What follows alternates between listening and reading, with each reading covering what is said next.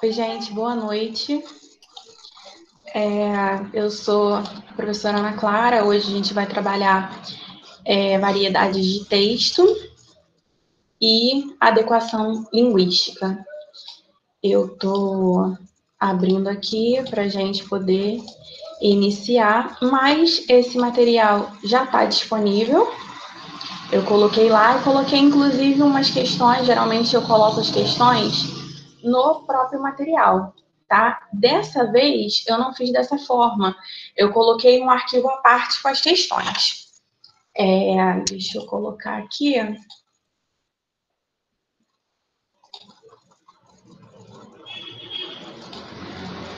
Estou compartilhando agora a tela com vocês para que vocês possam acompanhar o slide comigo.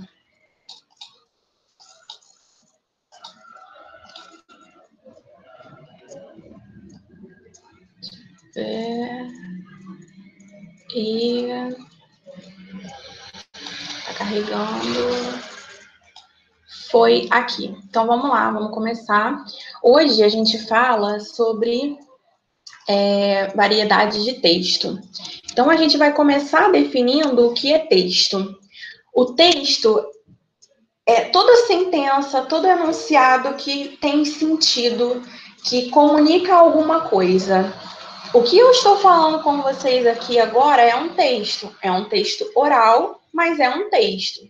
Então vamos ao conceito de texto, a definição. Texto pode ser definido como tudo aquilo que é dito por um emissor e interpretado por um receptor. Podemos dizer ainda que tudo aquilo que produz um sentido completo, que seja uma mensagem compreensível, é um texto. Então, quando você fala alguma coisa para alguém, quando você escreve alguma coisa para alguém, isso é um texto. Texto pode ser verbal ou não verbal. Então, a gente vai entrar aqui agora nessa definição, nessa distinção que a gente tem dentro do texto. O texto verbal são os textos que possuem palavras, tanto oral quanto escrita. Quando você fala alguma coisa, quando você deixa um bilhete, uma cartinha, uma redação, uma matéria no jornal, isso é um texto verbal, um texto que se formou com a utilização das palavras. O texto não verbal são as imagens, fotografia, todo texto, todo conteúdo, todo elemento que pode ser interpretado, que passa uma informação, mas que não é exatamente escrito. Por exemplo, texto não verbal, o que a gente tem? O sinal de trânsito. Quando você para na frente do sinal, você está dirigindo, você quer atravessar, você olhou, você viu que está verde, você sabe que você pode ir. Aquilo é uma comunicação, é um texto não verbal. Quando você está também andando pela rua, vê uma placa de pare, aquela placa, você já sabe, apesar de não precisar ler, você vê o pare, vê a plaquinha lá redondinha vermelha, você já consegue entender a partir do seu conhecimento de mundo o que aquela placa quer lhe dizer. Então, aquela placa é um texto não verbal. E existem também textos mistos, que são textos que juntam os textos verbais e não verbais. Por exemplo, a gente tem como texto misto propaganda de televisão, que geralmente coloca frases, coloca imagens, coloca som, tudo assim bem persuasivo, bem chamativo. É um exemplo de texto misto. Então, vamos ler aqui a definição de cada tipo de texto. Texto verbal são textos escritos com palavras, independente do idioma, tá? Tanto em língua portuguesa, espanhol, francês, vai ser sempre um texto verbal. Não verbal são textos produzidos sem palavras, usando significantes visuais, pintura, fotografia ou sonoros. Já os textos mistos são textos que unem as duas classificações, tá bem? Então, quando a gente fala de texto, a gente pensa no texto como verbal e não verbal, e a gente tem também uma outra classificação, que aí a gente já entra na tipologia textual. Essa tipologia, ela é mais voltada para os textos verbais, tá? Ela fala sobre a estrutura de um texto verbal. Quando você lê uma redação, quando você lê uma matéria de jornal ou alguma coisa do gênero, ela tem uma estrutura predominante. E é essa estrutura predominante que a gente aborda nos tipos e gêneros textuais. Os tipos textuais, eles são limitados. A gente tem 4 tipos textuais, que são os mesmos desde sempre, e a gente tem gêneros textuais. Gêneros textuais, eles estão relacionados ao tipo, mas você tem em maior quantidade, por exemplo, se você tem num tipo de texto narrativo, em gênero, você pode ter crônica, romance, conto, e aí a gente vai entrar agora no detalhamento dos tipos e dos gêneros, tá bem? Os tipos textuais ou tipos de texto se referem ao conteúdo do texto e ao seu formato, a sua estrutura. Já os gêneros são formas variadas de texto e têm a função comunicativa e surgem a partir das relações sociocomunicativas. Então, enquanto o tipo fala sobre a estrutura do texto, o corpo do texto, o formato dele, o gênero fala sobre a função que ele tem na sociedade. Podem surgir gêneros textuais a qualquer momento. Já um tipo textual, não. Como eu falei aqui, são só aqueles 4. Não existe quantidade limitada. Enquanto os tipos já estão definidos, os gêneros estão inseridos em algum contexto cultural. Nesse sentido, os gêneros de textos podem ser inúmeros, enquanto os tipos são limitados. Então, vamos definir agora os tipos textuais.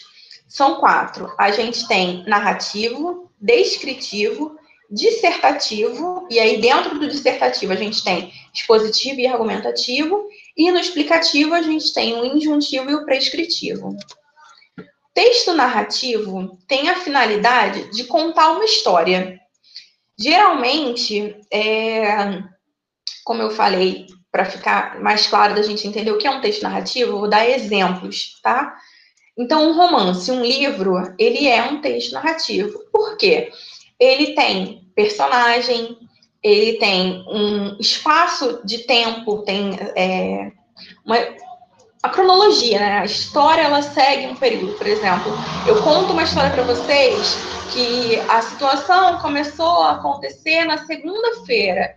E aí, na terça-feira, já tinha acontecido tal coisa. Tem, dentro da narrativa, uma passagem de tempo.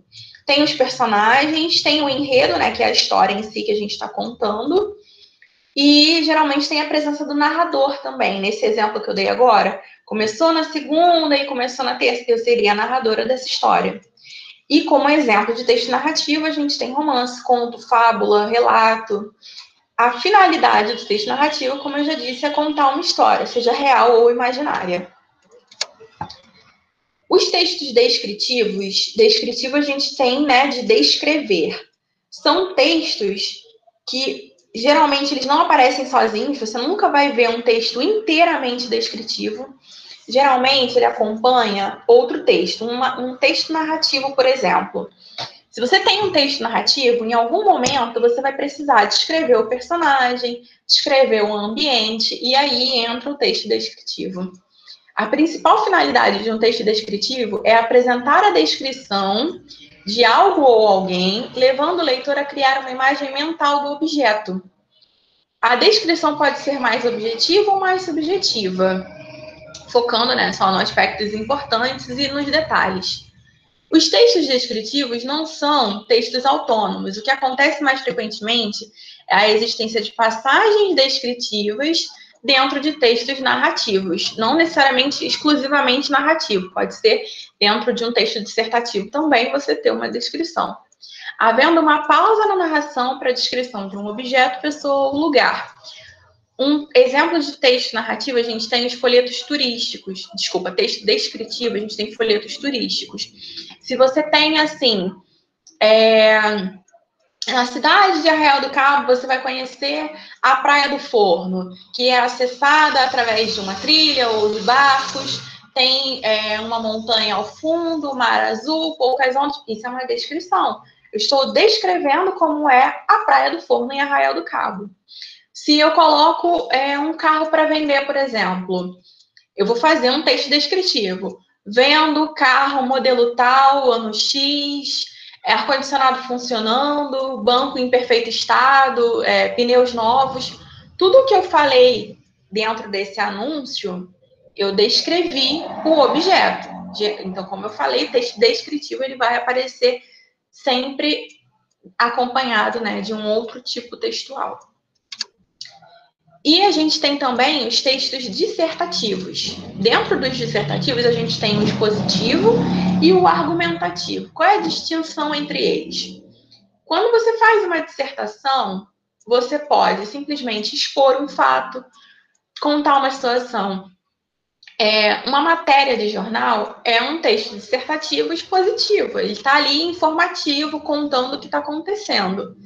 Mas se eu parto para um artigo de opinião, uma resenha, ele já é um texto dissertativo argumentativo.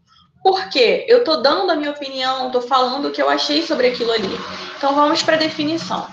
A finalidade de um texto dissertativo é informar e esclarecer o leitor através da exposição rigorosa e clara de um determinado assunto ou tema. Os textos podem ser expositivos ou argumentativos. O texto dissertativo expositivo visa apenas expor um ponto de vista, como o próprio nome já diz, é expositivo, ele está expondo.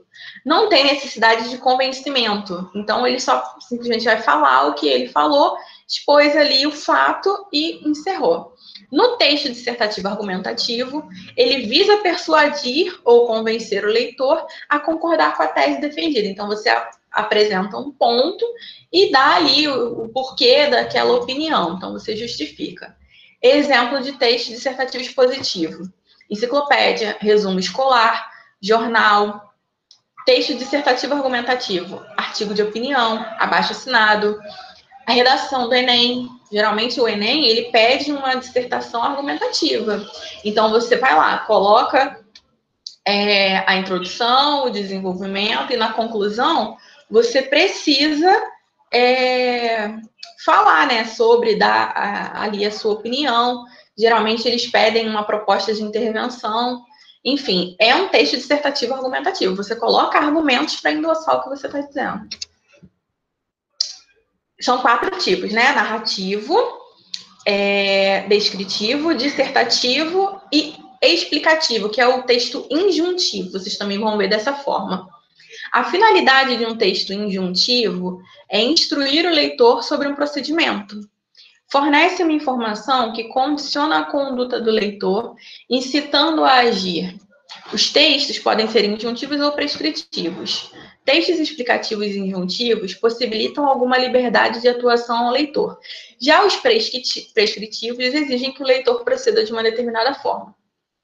Então, vamos aos exemplos para a gente contextualizar.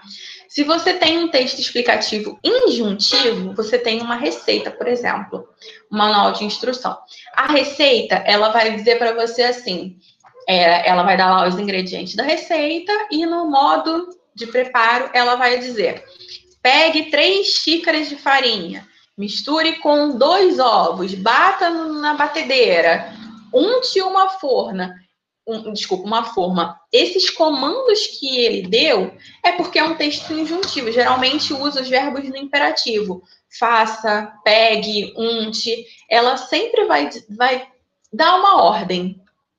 Já os textos prescritivos são as nossas leis, edital de concurso. Você não tem como argumentar com aquilo. Ele é um texto que prescreve alguma coisa, ele diz como vai ser. E o que você pode fazer é acatar, é seguir aquela determinação. Essa é a distinção entre um texto explicativo, injuntivo ou prescritivo, ok? Esses são os 4 tipos de texto. Dentro de cada tipo, você pode ter diversos gêneros. Por exemplo, na narrativa, você tem romance, conto, fábula, lenda e por aí vai. Todo texto que contar uma historinha, ele vai estar dentro do texto narrativo. Mas o gênero dele é uma coisa mais ampla, você pode ter vários. Então, vamos lá. Os gêneros textuais são as classificações usadas para determinar os textos de acordo com a característica em relação a um contexto. O gênero textual é identificado com base no objetivo, na função e no contexto do texto, né? A função social que ele exerce na sociedade. São as características do texto que determinam a qual gênero ele pertence.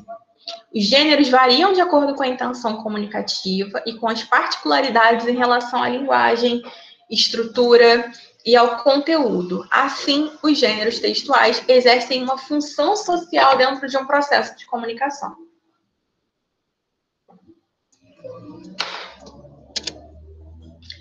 Então, eu coloquei aqui alguns exemplos de gênero, independente do tipo. Vamos lá, tipo, só 4, estrutura do texto, gênero, função social do texto. Então, aqui, exemplos de gênero: romance, conto, fábula, lenda, novela, crônica, todos esses que eu falei agora, narrativa. E aí você tem notícia, dissertativo, ensaio, dissertativo, editorial, dissertativo, resenha, dissertativo. Relatório científico, isso tudo é dissertativo, relatório científico, monografia, uma dissertação de mestrado, uma tese de doutorado, um TCC, né, um artigo que você faz na faculdade, é um texto dissertativo. E-mail também, geralmente você está ali expondo alguma coisa, falando, não é a menos que você esteja contando uma história, é um texto dissertativo. E uma questão importante que a gente precisa, a partir dessa distinção que a gente faz da classificação do texto, é para que a gente possa fazer uma adequação linguística. A questão aqui você precisa conhecer o texto, conhecer a estrutura dele, para saber como você pode aplicar. Porque, por exemplo, se eu estou falando com vocês aqui agora, eu não vou usar gíria, a menos que seja, claro, dentro de um contexto. Quero dizer como eu vou utilizar aquela gíria dentro de uma adequação linguística. Aí eu vou utilizar. Mas, quando a gente está em uma aula, a gente usa uma linguagem mais formal, que é diferente da linguagem que a gente utiliza quando a gente está conversando dentro de casa, com um amigo, com um namorado. A gente vai falar de outra forma. Você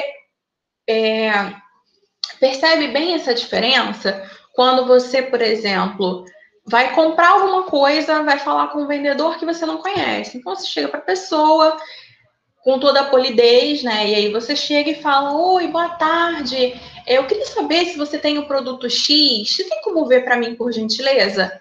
Outra coisa é você chegar para uma pessoa que você conhece, um amigo seu, e falar: e aí, parceiro, tudo bem? Isso aqui, como é que você tá? Sumiu? São formas diferentes de falar. Então, quando a gente conhece os tipos de texto, a gente entende um pouquinho sobre adequação, a gente entende que se a gente está fazendo uma prova, respondendo, né, uma questão discursiva, está fazendo uma redação, a gente vai utilizar a linguagem padrão, a norma culta. A gente tem que evitar a linguagem coloquial dentro de um contexto mais formal, como uma prova de concurso, um e-mail, por exemplo, quem trabalha, você tem que enviar um e-mail para um colega de trabalho.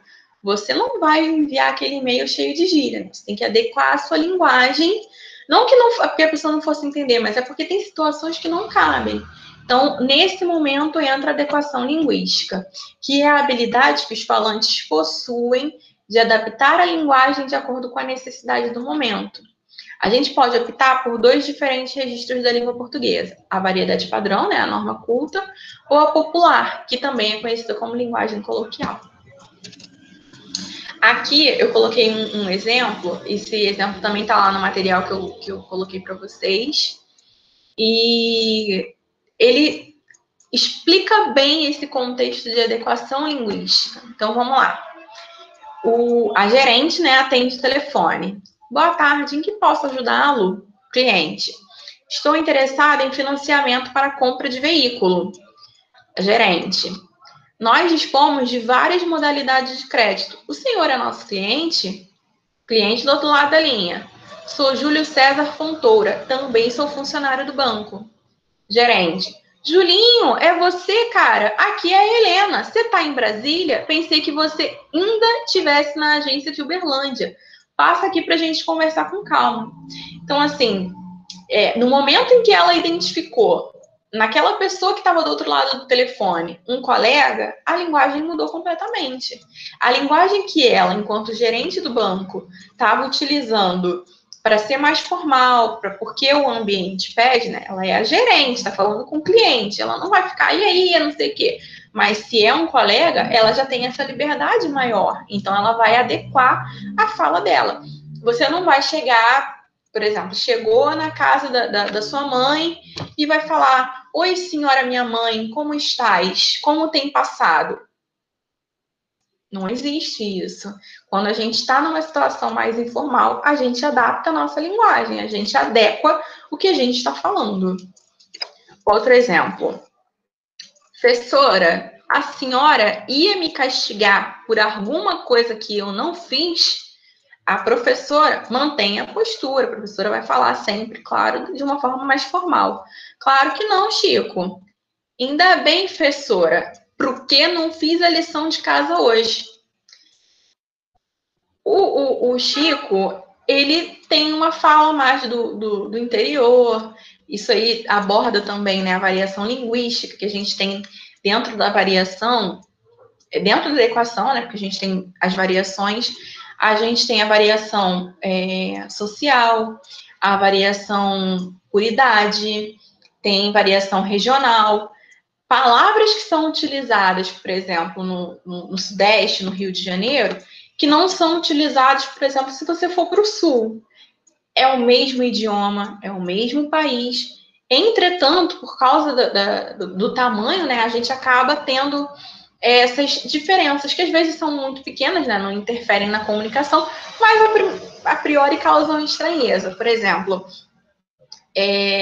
você tem o aipim. Aqui a gente chama de aipim. Se você for para o norte, é macaxeira.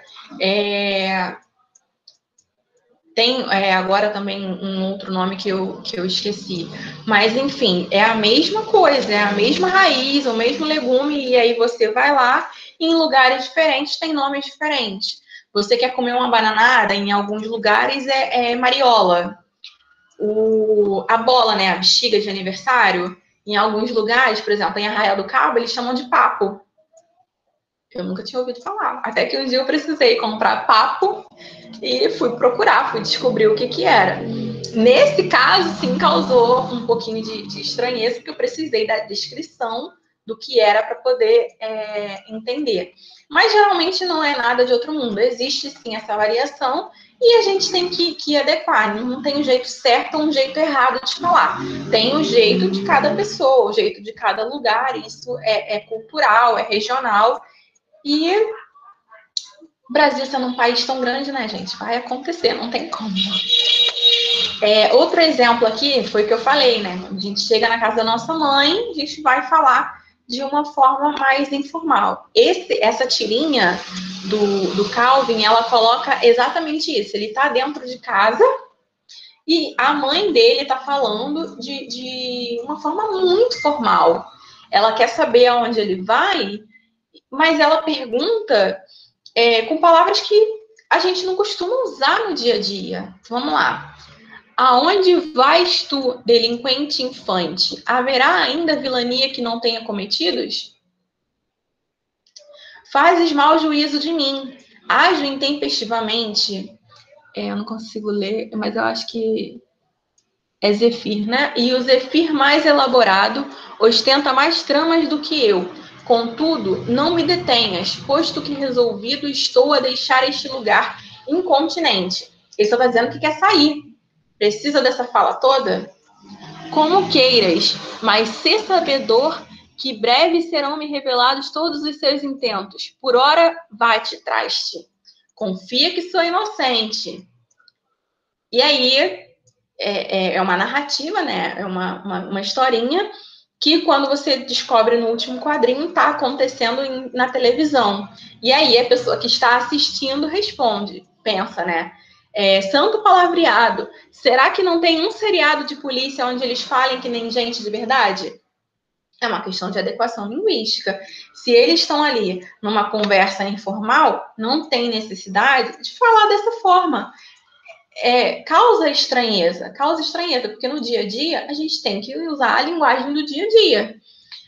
a menos que você vá escrever. Se você for escrever, e isso é importantíssimo, o texto escrito, ele não é transcrição da fala. São funções diferentes da língua. Você fala e você escreve. Se você vai falar de uma forma mais tranquila, mais informal. Passou a ter que escrever, aí a escrita ela já pede um pouquinho mais de formalidade mesmo. É a norma culta, a norma padrão, não dá para ficar abreviando palavra, tem que utilizar a formação, né, a frasal adequada, de acordo com a sintaxe. E é isso. Para falar não tem necessidade. A gente fala te amo mesmo, sabendo que esse pronome não pode iniciar a frase. Enfim. E eu coloquei aqui também, para a gente se atentar, alguns fatores de adequação linguística. Porque é necessário que faça adequação linguística. Mas tem algumas situações que vão nos obrigar a fazer essa adequação. Uma delas é o interlocutor. Os interlocutores, desculpa, o emissor e o receptor, né? Quem fala e quem ouve, são parceiros na comunicação. Por isso, esse é um dos fatores determinantes para a adequação linguística. O objetivo de toda comunicação é a busca pelo sentido, ou seja, precisa haver entendimento entre os interlocutores. Caso contrário, não é possível dizer que houve comunicação. Por isso, considerar o interlocutor é fundamental. Por exemplo, um professor não pode usar a mesma linguagem com um aluno na faculdade e na alfabetização. Logo, escolhe a linguagem pensando em quem será o seu parceiro, é um fator de adequação linguística. Eu sou professora de português, mas também sou pedagoga. Então, se eu estou conversando com vocês aqui, eu vou falar, por exemplo, o interlocutor. Deixa eu ver uma outra palavra aqui que seja um pouquinho mais chatinha. Acho que até linguística também. Se eu for falar isso com uma criança, eu não posso virar para a criança de 4, 5 anos, que está ali na alfabetização, e falar, porque você é o interlocutor. A criança não vai entender nada. Então, a gente precisa adequar tanto a questão de quem ouve, como a questão de quem fala. O ambiente, como eu já citei, também é um fator de adequação. A linguagem é definida a partir do ambiente, por isso é importante prestar atenção para não cometer inadequações. É impossível usar o mesmo tipo de linguagem entre amigos em um ambiente corporativo de trabalho, em um velório e em um campo de futebol, ou ainda na igreja e em uma festa. Você está lá com seus colegas assistindo futebol e está empolgado, né? Porque o time está ganhando, não sei o quê, e aí acabam, às vezes, escapulindo aqueles palavrões. Você não pode ter esse tipo de comportamento num velório. O que as pessoas que estão em volta vão pensar? Que é desrespeitoso. Então, a gente está sempre se adequando. É instintivo, é natural. Desde que a gente aprende a falar, a gente aprende a conviver em sociedade, a gente aprende a adequar a nossa fala, o nosso vocabulário. O assunto também é um fator de adequação. Semelhante à escolha da linguagem, está a escolha do assunto. É preciso adequar a linguagem ao que será dito.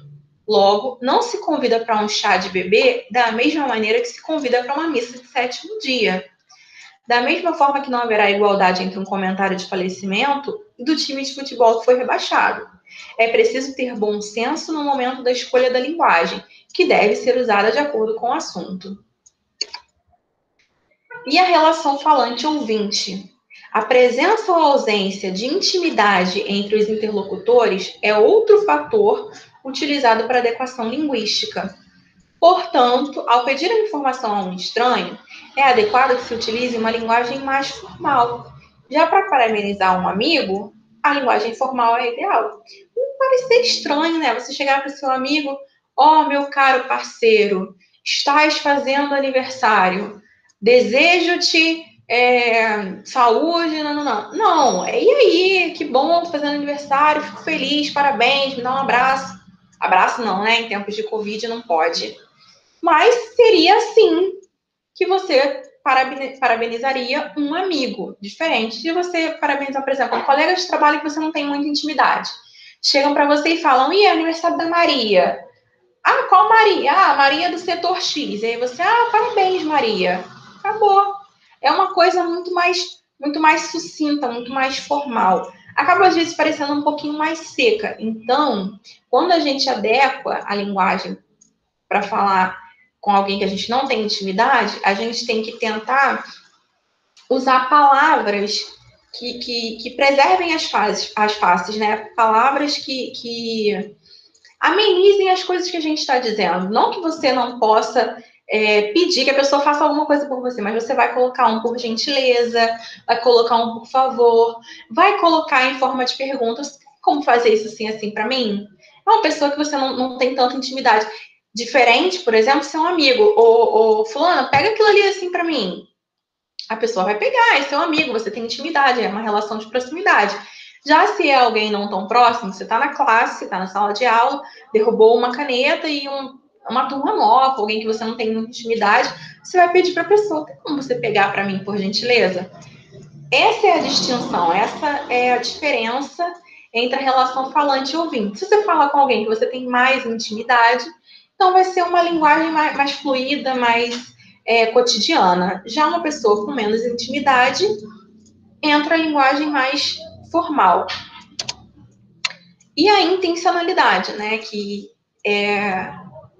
você pretende a partir do que você está dizendo. Nenhum texto, oral ou escrito, é despretensioso, ou seja, sem pretensão, sem objetivo. Todos são carregados de intenções, e para cada intenção existe uma forma de linguagem que será compatível. Por isso, as declarações de amor são feitas diferentes de uma solicitação de emprego. Há maneiras distintas para criticar, elogiar ou ironizar. É importante fazer essa consideração. Então, a adequação linguística consiste em quê? Adaptar a nossa fala para a situação. O resumo é esse: adaptar a fala para a situação. E aí entram, né, os fatores todos de adequação, que é a intencionalidade, a relação falante-ouvinte, o interlocutor. Isso é uma questão de prática mesmo. Claro que aqui a gente entende por quê. Isso está tudo dentro da interpretação textual. Para você interpretar um texto de forma proficiente, você precisa entender tudo que o texto quer dizer e não só o que está dentro do texto. Uma interpretação eficiente, completa, ela leva em consideração também as informações das entrelinhas que a gente falou na semana passada, dos pressupostos e subentendidos. Ela leva em consideração o seu conhecimento de mundo, pode levar em consideração uma intertextualidade, por exemplo, um texto que vai citar um texto. Se eu falo para você, deixa eu pensar aqui em um exemplo. Se eu falo para você, tem um texto de acordo com Camões, por exemplo, você precisa do seu conhecimento de mundo para saber que Luís de Camões é um autor. Eu omiti parte, então está ali subentendido. A leitura proficiente, a leitura eficaz de um texto, a leitura com sentido, a interpretação verdadeira, ela vem quando a gente consegue unir as informações do texto, os pressupostos, os subentendidos, a intertextualidade, o nosso conhecimento de mundo e a função do texto. É importante que a gente saiba a diferença entre ler uma dissertação e ler uma narrativa, ler um livro de romance, um romance de ficção científica. É um texto fictício, ele está ali contando uma história. Geralmente o texto narrativo ele visa entretenimento, é uma distração. Já um texto dissertativo, ele é uma informação. Então, você precisa entender qual é a função do texto para você entender o sentido completo dele, para você fazer uma interpretação verdadeiramente profunda do texto. E eu coloquei algumas questões, na verdade, dessa vez, eu coloquei... Geralmente eu coloco, né, umas 5 questões, 6. Dessa vez eu coloquei mais, porque é um assunto que requer prática. Então, eu acho que são 30 questões, se eu não me engano. Não, acho que são umas 40 questões que eu coloquei, todas voltadas, né, para tipologia, para adequação. E eu coloquei os 2 materiais, porque se vocês repararem, no material que eu coloquei dessa vez, não tem as questões lá embaixo. O material é sempre igualzinho, né, à apresentação que eu utilizo para vocês, mas não tem questão. Dessa vez ele encerra aqui junto com a minha apresentação. E aqui entram as questões, deu 30 páginas, deu bastante questão. E como eu falei na última aula, eu sei que quando eu pratico aqui algumas questões com vocês para poder mostrar, né, dar exemplo da aplicação, de como isso cai em concurso, os textos são um pouco longos. Mas eu preciso fazer a leitura, porque para responder as questões, para conseguir praticar, eu preciso entender o que o texto está falando. Então, tem gente que vai sentir mais facilidade se acompanhar no material. Então, se vocês puderem abrir o material de questões agora para ir acompanhando, fica um pouquinho mais fácil. Porque às vezes, quando a pessoa está só falando, tem gente que... Existem diversos tipos de inteligência, né? Tem gente que tem uma inteligência mais auditiva, então vai ouvir, vai entender. Tem gente que precisa ler. Então, por isso que eu coloco sempre o materialzinho lá. E se vocês quiserem acompanhar a leitura dos textos comigo, fiquem à vontade. Eu não farei todas as questões, né? Porque não tem como, a gente só tem mais 20 minutinhos. Então, eu vou escolher algumas questões aqui. Vamos lá. Texto dessa... Tá bem grandinho, né? Deixa eu ver. Aqui a 2 precisa ler esse mesmo texto. Então, vamos lá. Vamos ler esse texto mesmo. Eu vou começar pela questão 1. Todas as questões são da banca OCP, as questões desse material, que é a banca que foi escolhida, né, para aplicar o concurso da Polícia Civil. E aí eu escolhi questões dessa banca. Eu pego questões da banca independente do concurso, porque às vezes a banca pode aproveitar a questão e também porque a gente consegue aproveitar para entender um pouquinho sobre como a banca pensa, como a banca aplica questões. Então, vamos iniciar aqui. Questão 1, ela foi de 2016, é de tipologia textual, e foi aplicada na assistente social. Geralmente é a nível superior, né? Assistente social a nível superior, mas português é sempre a nível médio, tá? Um mundo em 2050. Em 2050, o número de pessoas com mais de 65 anos nos atuais países desenvolvidos será igual ao de trabalhadores. Segundo a Organização para a Cooperação e Desenvolvimento Econômico, e para que a Previdência não entre em colapso, a idade média para se aposentar vai subir para casa dos 85 anos. Mas essa notícia não deveria assustá-lo tanto. Então, vamos lá. Já falou que é notícia, né? Ele já deu aqui para gente uma informação. Mas essa notícia não deveria assustá-lo tanto. Quando essa pessoa se aposentar em 2050, sua saúde será incrivelmente superior à dos velhinhos de hoje. Injeções periódicas de células-tronco vão melhorar a manutenção das células do corpo e reduzir o número de doenças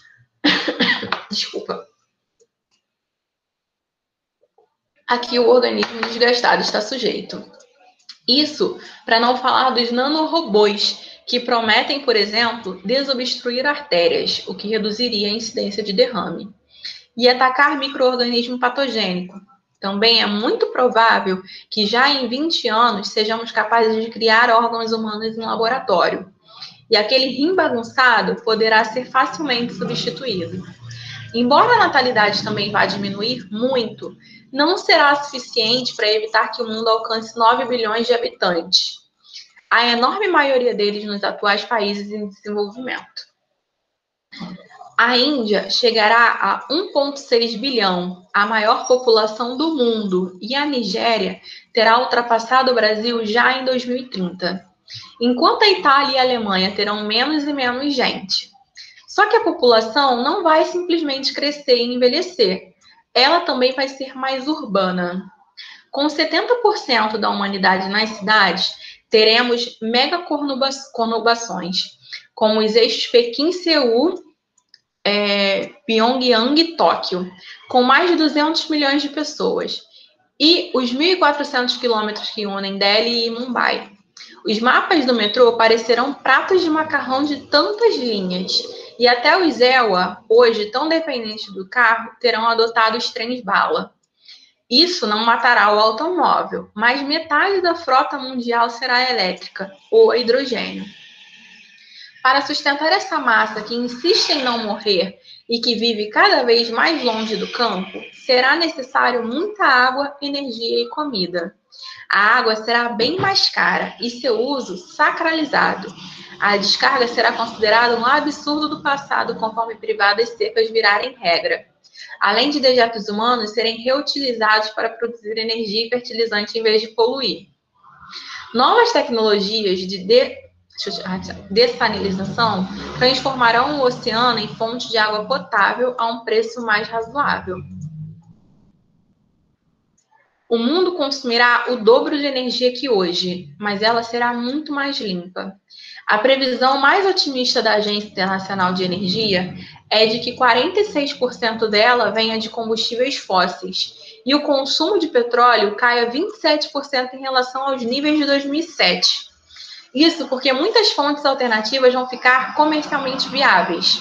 Dá para ter uma ideia do que vem por aí com o projeto Desertic, que deve gerar 100 gigawatts em usinas termoelétricas de alta voltagem que perde apenas 3% de energia a cada 1.000 quilômetros. Para produzir grão suficiente para limitar tanta gente sem avançar nas áreas da floresta, a produtividade por hectare também crescerá enormemente, e isso o Brasil promete assumir a ponta tecnológica. Técnicas desenvolvidas pela Embrapa no Cerrado brasileiro serão exportadas para as savanas africanas, que não apenas alimentarão sua população, mas também exportarão para a Ásia. Mas, para verduras e legumes, o bacana vai ser produzi-los em hortas caseiras. Já os restaurantes e laboratórios vão criar não apenas pratos, mas também seus próprios vegetais geneticamente modificados. Que tal um híbrido de alface e brócolis? O vegetarianismo continuará por motivos de gosto ou religião, mas a criação de carne in vitro, com células embrionárias de boi, frango, porco e de animais mais exóticos, encontrará um mercado promissor entre os que se chocam com o sofrimento de animais. Não é, desde 2007, uma aliança internacional de cientistas pesquisa a produção de carne in vitro em escala industrial. Filmes, livros e música irão para as mesmas telas onde trabalharemos. Esqueça a diferenciação entre computador, TV e telefone. Para viajar, vai ser possível escolher um país do outro lado do mundo ou hotéis no espaço, embora ainda caros. Jogos serão transmitidos holograficamente, com a possibilidade de mandar mensagem para os atletas no intervalos, só para pessoas autorizadas. E atletas terão carreira mais longa. A medicina vai consertar joelhos com muito mais facilidade. Roupas perfeitamente adaptadas ao organismo e a arbitragem recorrendo a equipamentos eletrônicos. Isso quando o juiz não for um robô. Enfim, temos pela frente um admirável mundo novo a caminho. Então, vamos lá. O texto, O Mundo em 2050, caracteriza-se como argumentativo, alternativa A, argumentativo e é utilizado em defesa de um estilo de vida coerente com a defesa do meio ambiente e que deve ser adotado em 2050. Não, não é. Ele diz que vai acontecer em 2050, que a gente vai ter outras tecnologias, que vai funcionar de certa forma. Mas ele não está dizendo que a partir de 2050 a gente vai adotar esse estilo de vida. Argumentativo, alternativa B, argumentativo e é utilizado em defesa de um controle de natalidade extremamente rígido? Não, a gente já corta daqui. Ele está dizendo, de fato, que em alguns lugares vai cair o nível de natalidade, mas em outros vai aumentar. Ele cita ali, né, o caso, se não me engano, da Índia, que vai ultrapassar o Brasil. Então, não, alternativa B, não. Narrativo e relata uma sequência temporal e causal? Não, na verdade, não. Ele não é narrativo. Narrativo, lembra? Ele tem que ter personagem, um enredo, uma ordem cronológica, né? Um avanço no tempo. Então, não, narrativa a gente descarta. Injuntivo, que é aquele, né, que diz como você tem que fazer as coisas, indica como realizar as ações propostas pelas pesquisas realizadas pela Organização para a Cooperação e Desenvolvimento? Não, não é. Então, vamos ler a alternativa E, né? A gente já descartou as anteriores, vamos ver a E. Expositivo e falando de futurologia, expõe como viverá a humanidade e como o mundo se comportará em 2050.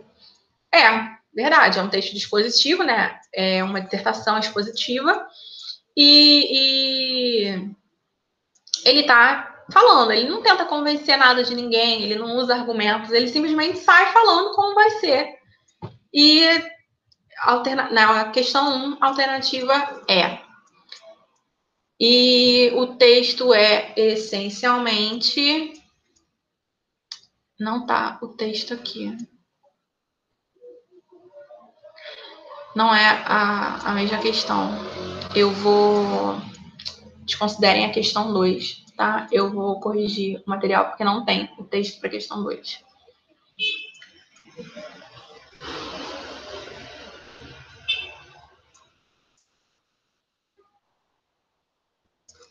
Reportagem, aqui a gente já sabe. Reportagem sempre é dissertativa, ela pode ser argumentativa ou expositiva, mas não é da mesma banca. E o texto, quando eu tirei do site, não veio, tá? Então, essa questão aqui a gente pode desconsiderar. Vamos fazer só as questões que tiverem textinho. Vou fazer a questão 5 agora. Com base no texto a seguir, responda as questões 27 e 28. Isso aqui não vale, né? Não tem a mesma numeração de questão do site que eu peguei. O lobo e a cabra. Um lobo viu uma cabra pastando em cima de um rochedo escarpado. E como não tinha condições de subir até lá, resolveu convencer a cabra a vir mais para baixo. Minha senhora, que perigo! Disse ele numa voz amistosa. Não seja imprudente, desça daí. Aqui embaixo está cheio de comida, uma comida muito mais gostosa. Mas a cabra conhecia os truques do esperto lobo. Para o senhor, tanto faz se a relva que eu como é boa ou ruim. O que o senhor quer é me comer. Moral: cuidado quando um inimigo dá um conselho. Referente a algumas características da tipologia do texto, assinale a alternativa correta. Letra A. Não existe sequência de fatos. Existe. Ele mostra ali, na verdade, que aconteceu assim. O lobo disse aquilo, a cabra respondeu daquela forma. Então, sim, tem uma sequência. Faltam personagens. Não faltam personagens. A gente tem o lobo e a cabra como personagens. Letra C. É composto por introdução, desenvolvimento, clímax e desfecho. Deixa eu ver. Tem uma introdução? O lobo viu uma cabra pastando. Tem. Tem o desenvolvimento? Tem o diálogo deles ali. E o clímax está também no diálogo, na frase da cabrinha. Então, letra C, ok. Letra D. Não há um espaço, pois essa característica é irrelevante. Não, tá errada. Olhando para a estrutura desse texto, a gente consegue perceber que é um conto, né? Uma historinha. Se é uma historinha, ele tem que ter espaço, tempo, personagem, enfim. E há um narrador personagem. Não, não tem um narrador personagem. Você tem nessa questão aqui um narrador onisciente, porque é um narrador que sabe ali o que está acontecendo, ele está falando de fora, ele não faz parte da história. Ele diz: um lobo, a cabra respondeu. Então, ele está sabendo o que está acontecendo, mas ele não participa da história. Então, questão 5, a certa é a letra C. Tem uma introdução, desenvolvimento, clímax e desfecho. Deixa eu ver. Esse texto está bem grandinho. Dá para ler. Dicas para melhorar a postura corporal em sala de aula. A rotina de quem ensina exige cuidados com a coluna e com a musculatura corporal. Veja como implementar estes cuidados no seu dia a dia. Na sala de aula, você circula pela sala, fica em pé, procura chamar a atenção da turma para o que está falando e permanece sentada por poucos minutos, certo? Os intervalos entre as aulas e os momentos para descanso também costumam ser raros. Essa rotina pede que o professor tenha alguns cuidados com a postura, o que evita problemas de saúde. Queixas como torcicolo, dores na coluna e tensões no músculo trapézio superior, aquele logo abaixo do pescoço que fica enrijecido quando estamos tensos, costumam atrapalhar o dia a dia dos professores. Veja algumas dicas para evitar problemas de saúde relacionados à coluna e à musculatura corporal. A consultoria é de Gabriel Larroz Moya, fisioterapeuta da Sanitas Corpus e mestre pela Faculdade de Medicina da USP. Então, ele está numerando aqui, né? Primeiro ponto. Reveze momentos em pé, sentado e em movimento. Não fique muito tempo na mesma posição. Durante as aulas, procure alternar seus movimentos. Ande pela sala, fique um tempo em pé e alguns minutos sentado. Faça pausas para descansar. Você passa muitas horas em pé, por isso, durante o recreio nos intervalos entre as aulas, procure descansar. Na falta de um ambiente como uma sala de vivência ou outro espaço semelhante na própria escola, sente-se por alguns minutos em uma poltrona ou cadeira mais confortável. Use tênis ou sapatos confortáveis. Para você, um tênis ou um sapato com um salto baixo e sem bico fino são as melhores opções. Esses calçados posicionam melhor os dedos e o pé. Palmilhas de silicone e meias de média compressão também são alternativas que facilitam a sustentação do corpo e evitam dores. Se sentir dores, procure ajuda médica. A dor é um sinal de lesão ou de princípio de lesão, que indica sobrecarga. Quando sentir alguma parte do corpo dolorida, como os ombros, o pescoço ou a coluna, pare e busque outras formas de fazer a atividade que estava fazendo quando a dor apareceu. Se mantiver o mesmo padrão de movimento, a tendência é piorar. E fique atento, se as dores são frequentes, é preciso procurar um especialista, como um médico ortopedista.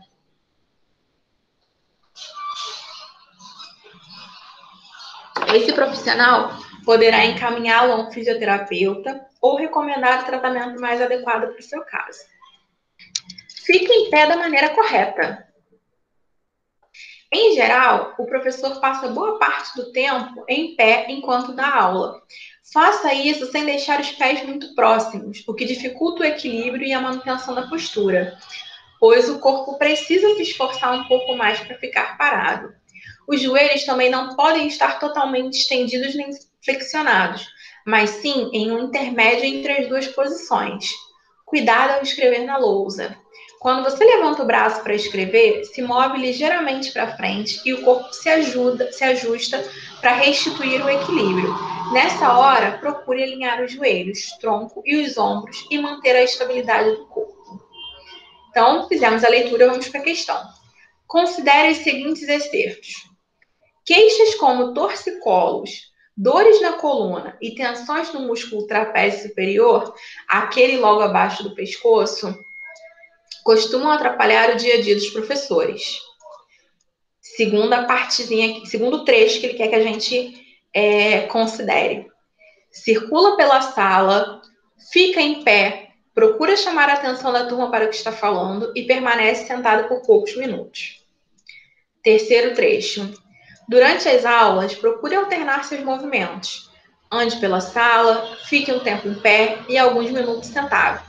Eles exemplificam, respectivamente, as seguintes tipologias textuais. Vamos lá. Letra A. Argumentativa, descritiva e narrativa. Queixos como torcicolo. No primeiro trecho, ele não está argumentando. Ele está citando, ele está comentando. No segundo, circula pela sala, fica em pé, procura chamar a atenção. Ele está ali passando, né, uma questão de atividades que são feitas, a ação. Durante as aulas, procure alternar seus movimentos. Ande pela sala, fique um tempo em pé. O que ele está fazendo aqui? Ele está sugerindo, ele está dizendo para você fazer dessa forma. Verbos no imperativo, que são, né, uma característica dos textos injuntivos. Então, deixa eu ver aqui. A gente já sabe que o terceiro trecho é injuntivo. Então, a gente, de cara, já pode ficar aqui na B e C. Então, vamos lá. Queixas como torcicolo, deixa eu marcar aqui para a gente poder acompanhar. Queixas como torcicolo, dores na coluna e tensões no músculo trapézio costumam atrapalhar o dia a dia. Isso é uma narração? Não, né? É uma exposição. Então, a gente de cara já consegue ficar com a letra B. Vamos só conferir se o segundo trecho é uma narração. Circula pela sala, fica em pé, procura chamar a atenção da turma para o que está fazendo. Sim, ele está narrando, ele está ali dizendo, né, o que o professor faz dentro da sala de aula. Tem o personagem, que é o professor, e tem a ação. Então, é uma narração. Questão 6, letra B. Bom, gente, então é isso. Tem mais algumas questões aqui. Por enquanto, se vocês quiserem continuar, né, estudando para praticar, para reforçar, façam só as questões que tem o texto, tá? Tem várias questões aqui que já estão. Eu não sei porque, quando eu exportei do site, o texto de algumas questões não veio e eu não vi isso, porque geralmente eu faço as questões antes, mas dessa vez eu coloco no meu material, né? Dessa vez, como eu não coloquei, eu não vi que estava sem o texto. Mas eu vou exportar de novo essas questões com o texto. Todas essas que ficaram sem. Eu vou checar direitinho e colocar. Mas, a princípio, vocês podem fazer todas as que tiverem texto. O gabarito está lá embaixo, tá? Tá sempre a cada algumas questões. Por exemplo, a primeira, se não me engano, são 13, e aí tem o gabarito. E aí depois você tem, se eu não me engano, são 20 e tem o gabarito. E aí depois são, acho que mais 16 e tem o gabarito. Então, tudo explicadinho, vocês podem ir fazendo. Se tiver qualquer dúvida, né, só procurar, a gente está aqui para ajudar. E eu espero que esse material ajude vocês. Uma coisa que eu reparei nessa banca, e isso é importante, naquela primeira aula que eu dei sobre significação contextual das palavras, cai muito sinônimo. Essa banca, nas últimas provas que ela aplicou, por exemplo, quando eu fui procurar questão nesse site, eu tive que juntar todas as questões que eu achei. E deu umas 40 questões. Mas se eu vou na mesma banca procurar questões de significação contextual das palavras, vem mais de 200. Então, assim, a gente consegue perceber que é um tópico, né, que uma matéria que a banca costuma cobrar. Então, eu vou montar e, assim, seria interessantíssimo para todos nós que vocês fizessem essas questões. Vou colocar um materialzinho extra lá, junto com a primeira aula, junto com o conteúdo teórico. Façam a releitura e aí façam as questões que eu vou colocar de sinônimo e antônimo. Nossa, isso cai muito, sinônimo e antonímia em significação contextual das palavras. Então, é isso. A gente encerra o nosso encontro. Até a sexta-feira que vem. E obrigada, viu, pela atenção de vocês. Tchau, tchau.